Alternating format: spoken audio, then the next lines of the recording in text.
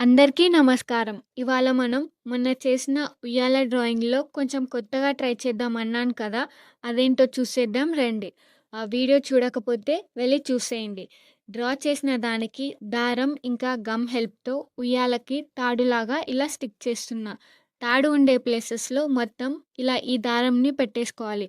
Once picture మొత్తం draw చేసి colour చేశాక చాలా సింపుల్‌గా అనిపిచ్చింది. అప్పుడు నాకీ ఐడియా వచ్చింది.